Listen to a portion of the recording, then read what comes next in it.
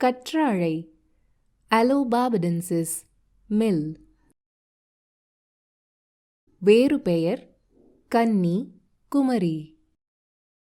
English Indian aloes, Curacao aloe. Telugu கலபந்த. மலையாளம் கட்டுவழா, கன்னடா கத்தாழை கித்ச, லோலிசரா. சன்ஸ்கிருத் குமரி, ஹிந்தி கிகாவார்.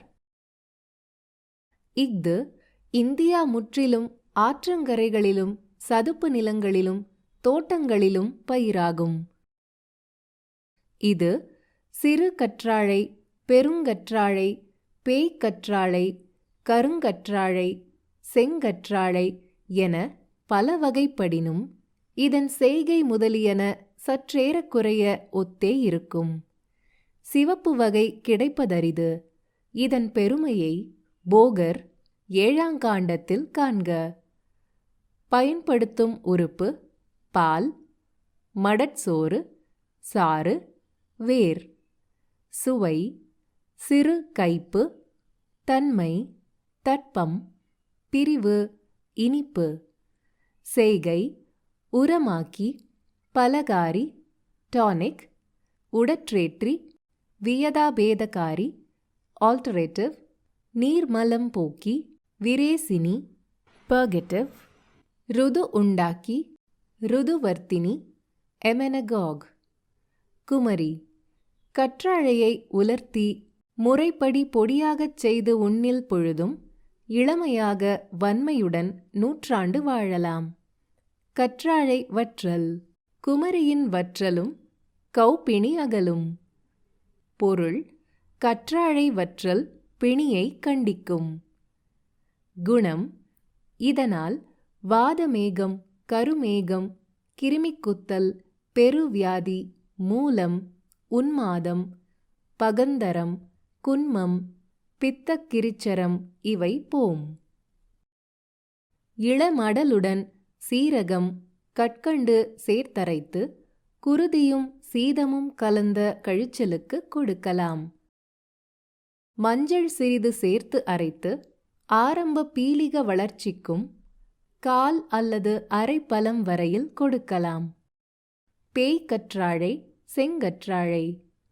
பேய்க்கற்றாழைக்கு மிகு நீரும் உடல் எரிவும் சுரமும் செங்கற்றாழைக்கு உள்ளழலையும் போம். இதனால் இரும்பு தங்கமாகும். கற்றாழையின் சோற்றை எடுத்து பலமுறை கழுவி இதில் சிறிது படிகாரம் அல்லது சீனா கற்கண்டு சேர்த்து சிறு துண்டில் முடிந்து தொங்கவிட அதில் நீர் வடியும். இதை கண்களில் விட கண் நோய், கண் சிவப்பு, கண் அருகல் முதலியன மாறும். இதன் சாற்றை வெப்பத்தை தணிப்பதற்காக பற்பச் செந்தூரங்களுக்கு துணை கொள்ளலாம். இதுவே பற்ப செந்தூரஞ் செய்யவும் உதவும். இதன் சாற்றை கொண்டு எண்ணெய், லேகியம் முதலியன செய்து மேற்கூறிய நோய்களுக்கு கொடுக்கலாம். இந்தச் சாற்றை வெதுப்பி மாந்த நோய்களுக்கும் ஊழியால் காணும் நீர் வேட்கைகட்கும் கொடுக்கலாம். தாபிதங்களுக்கும் வீக்கங்களுக்கும் பூச அவை தணியும். சிறிது அபினி சேர்த்து தலைக்க பற்றிட தலைநோய் நீங்கும்.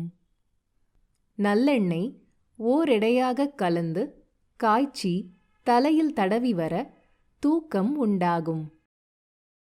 வெண்ணெய், கற்கண்டு, வால் மிளகுத்தூள் இவைகளை சாற்றுடன் சேர்த்துண்ண நீர்ச்சுருக்கு, உடலரிப்பு, உள்வெட்கை நீங்கும். சோறு.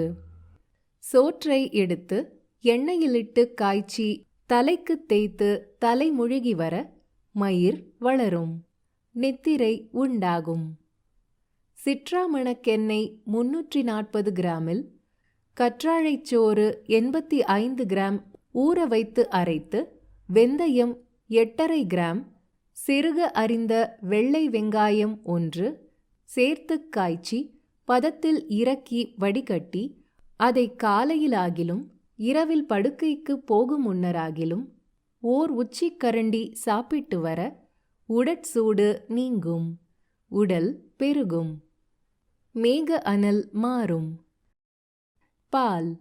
இதை கண், இரைப்பையில் உண்டாகும் புண்களுக்கு தடவலாம். இரும்பு அல்லது எஃகு இதனால் நீராகும்.